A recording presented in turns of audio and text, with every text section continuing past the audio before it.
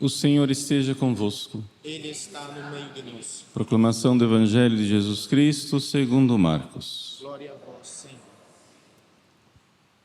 Naquele tempo, os mestres da lei que tinham vindo de Jerusalém diziam que ele estava possuído por Beelzebu e que, pelo príncipe dos demônios, ele expulsava os demônios.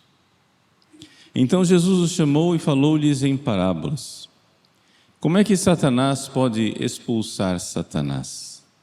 Se um reino se divide contra si mesmo, ele não poderá manter-se. Se uma família se divide contra si mesma, ela não poderá manter-se. Assim, se Satanás se levanta contra si mesmo e se divide, não poderá sobreviver, mas será destruído. Ninguém pode entrar numa casa de um homem forte para roubar seus bens sem antes o amarrar. Só depois poderá saquear a sua casa.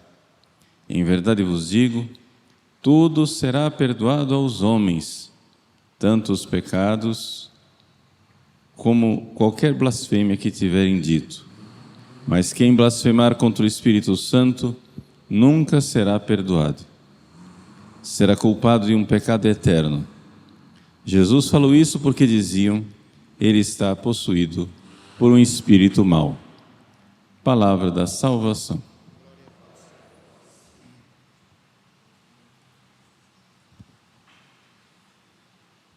Meus queridos irmãos e irmãs, o Evangelho de hoje nos dá a ocasião de nós fazermos um exame de consciência a respeito de nossas próprias divisões interiores.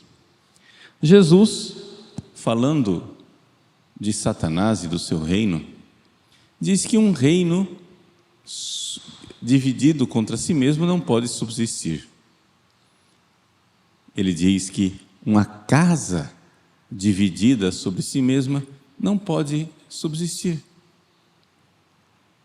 E então responde à controvérsia dos doutores da lei, que nesse caso aqui eram fariseus. Eu peço licença para deixar de lado o conflito e toda a explicação do que é essa acusação dos fariseus, o que é o pecado contra o Espírito Santo, porque isso nos levaria muito longe, não é? O que eu gostaria é de já partir imediatamente para a aplicação. Ou seja, vejam o que Jesus inteligentemente está chamando a atenção. Satanás, que é um anjo, ele não se divide. Ele quer uma coisa só. E por isso, não acontece de Satanás estar querendo expulsar os outros demônios, porque, no fundo, existe uma falsa comunhão de maldade, de malícia. Mas, vamos olhar para nós. Nós não somos anjos. Nós somos humanos. E exatamente porque nós somos humanos, nós temos dentro de nós a desordem da divisão. Nós temos dentro de nós um querer uma coisa e um querer outra, um vacilar. E muitas vezes nós somos um reino dividido contra nós mesmos. Jesus diz: é impossível Satanás fazer isso. Vocês são loucos. Por quê? Porque Satanás é um anjo. Mas ele não está dizendo isso, mas eu estou aplicando. E nós? Será que é possível nós sermos divididos? Claro que sim. Claro que é possível nós sermos divididos. Vejam, por exemplo, o pecado de São Pedro. Quando a serva do sacerdote disse para São Pedro: você é seguidor desse homem? Eu te reconheço pelo teu sotaque galileu. São Pedro ficou dividido. Ele tinha de um lado a sua alma, que reconhecia Jesus e que sabia que Jesus valia mais do que a vida. Ele mesmo, com a sua alma, tinha dito a Jesus na última ceia: Senhor, eu irei contigo até a morte. E com isso, São Pedro estava sendo sincero. Mas São Pedro não se dava conta que dentro dele não tinha só a alma.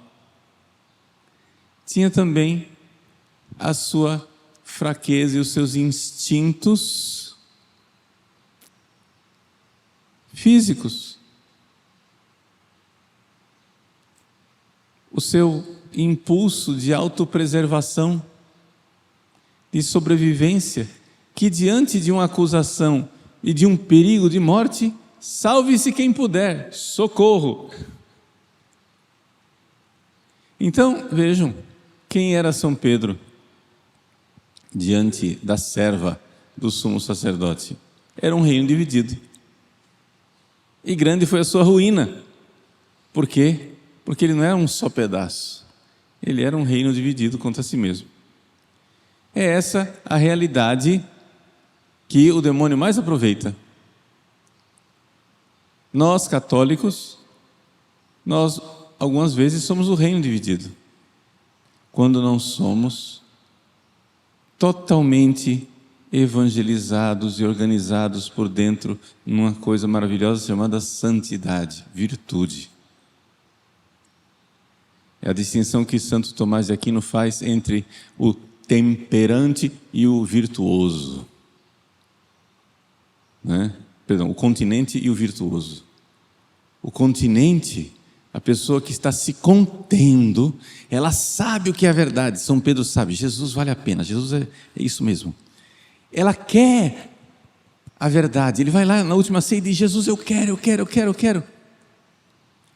Mas tem as paixões no andar de baixo que não estão de acordo. Os sentimentos que pululam nas nossas paixões, o nosso cérebro, ainda não está tudo organizado. E é por isso que muitos católicos adoecem. Porque a inteligência vê, eu sei o que é a verdade. A vontade diz, eu quero a verdade. Mas você não está fazendo o processo pedagógico, espiritual, de oração, de paciência, de conduzir seus sentimentos um por um, evangelizá-los com aquela paciência que você evangeliza uma criança, que você educa uma criança, trazer seus sentimentos para Jesus, para que a graça vá operando e vá ordenando, para que a caridade vá operando e vá ordenando as coisas dentro de você.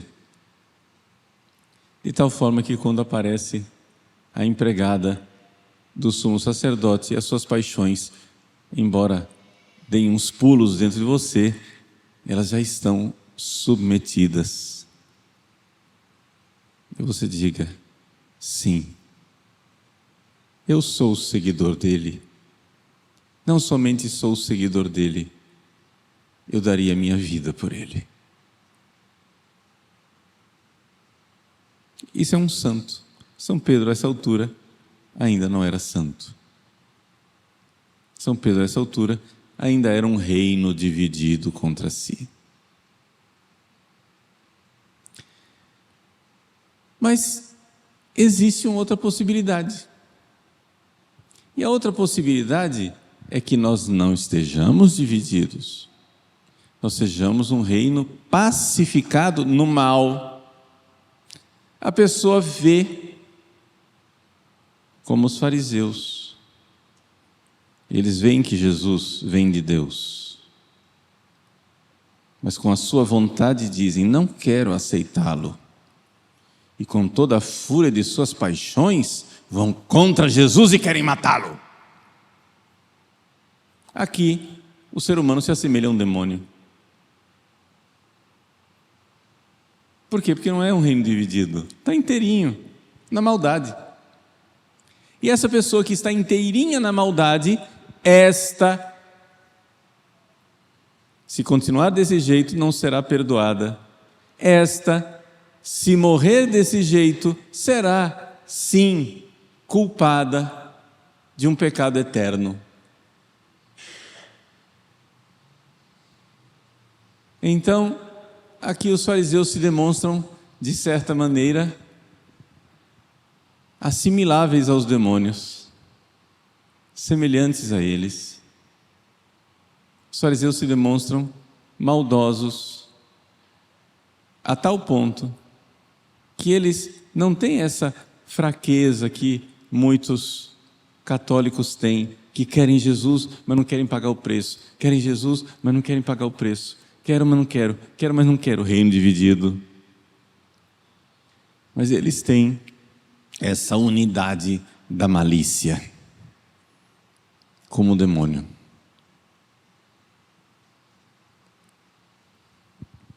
Vejam, não expliquei todas as perguntas que vocês têm na cabeça sobre o Evangelho de hoje.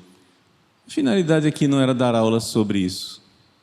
A finalidade aqui é você ir para casa com alguma coisa que fecunde sua inteligência, fortaleça a sua vontade e dê uma tarefa. A sua inteligência iluminada está vendo: meu Deus, é verdade, eu sou católico, eu amo Jesus, mas como São Pedro na última ceia, eu acho que eu sou um reino dividido. Eu acho que na hora do vamos ver, eu vou amarelar.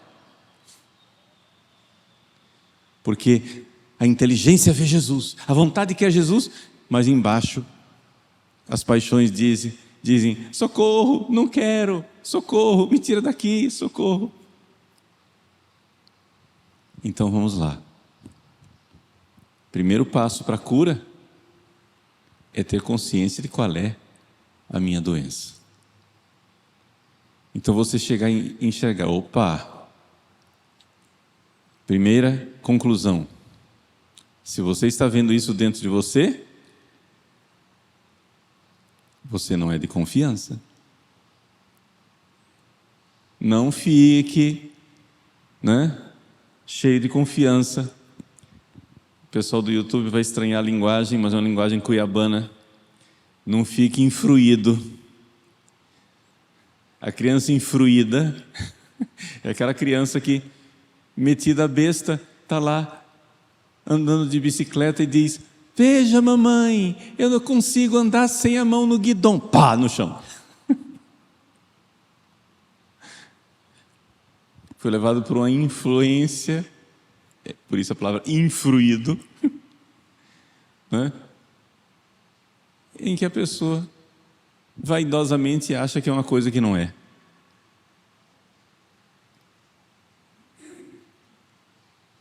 Não confie em você. Eu me lembro uma vez que, quando eu era reitor do seminário, chegou um seminarista. Eu disse: fulano, onde você estava? Eu estava ali, não sei o quê. Com quem você estava? Não sei o quê. Que horas você voltou para casa? Padre, o senhor está desconfiando de mim? Estou. Eu não confio em mim, vou confiar em você.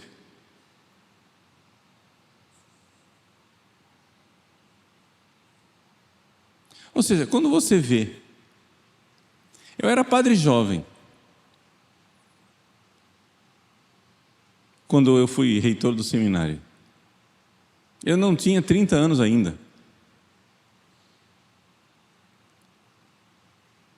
Eu não tinha a chave da casa. Eu era reitor do seminário.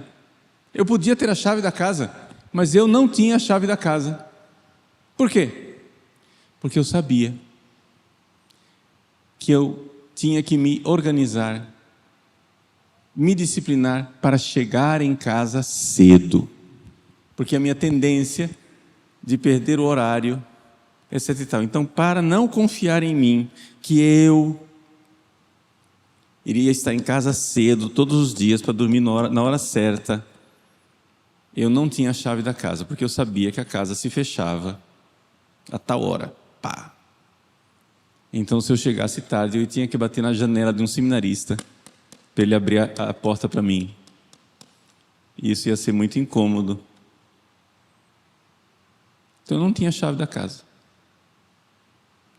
Por quê? Porque eu não confio em mim. Sanguíneo, desregrado, sem horário. Eu fico infruído e chego tarde em casa. Hoje não acontece mais isso, estou com 57 anos, a disciplina já entrou.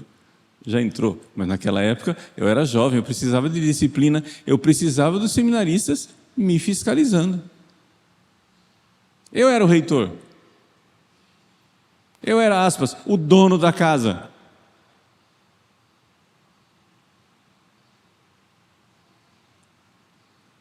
Mas eu sei que eu ainda não estava com as paixões organizadas e que a vontade de ficar numa conversa fiada até tarde da noite, ficar, e esquecer o horário, depois no dia seguinte acordar, trôpego, e celebrar missa de má vontade, etc e tal. Não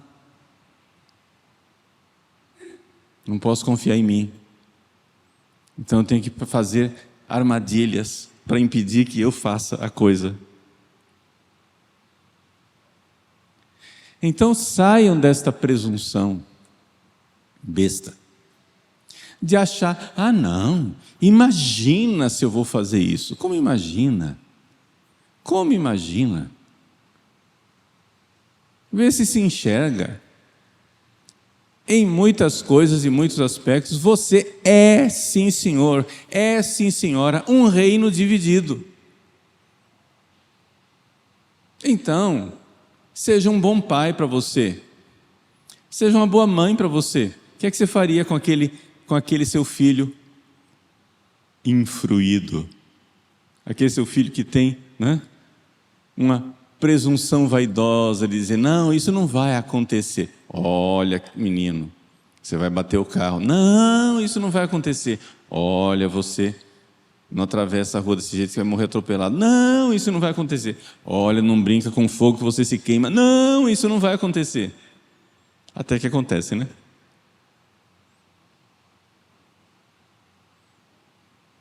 Se aquele confessionário ali contasse histórias.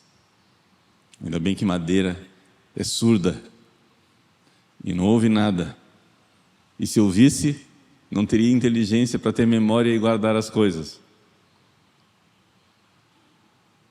Ver o tanto de gente que não se deu conta. Nossa, eu sou um reino dividido. Eu preciso me cuidar, porque na hora do vamos ver, eu preciso de apoio, ajuda, recursos pedagógicos, porque senão eu caio. Não se trata de você ficar se julgando, se culpabilizando, se neurotizando, não é isso. Se trata de você compreender que existem pecados de fraqueza. E os pecados de fraqueza são do reino dividido. Não existe somente pecado de malícia. O pecado de malícia é aquele lá dos fariseus que não era um reino dividido, eram maus mesmo. Essa é a diferença entre o pecado de Pedro e o pecado de Judas. Então, vamos lá. Vamos ser um bom pai para nós mesmos, uma boa mãe para você mesma, entre num processo pedagógico e entenda isso. Não seja presunçoso de achar, eu não vou cair. Não seja doido. Sei lá, exemplos. Você é diabético, o que é que você vai fazer dentro da confeitaria? Nem pisa na calçada, você sabe que você é fraco. Você tem problema de pureza, o que é que você vai fazer com o celular dentro do seu quarto sozinho ou no banheiro? Não confie em você.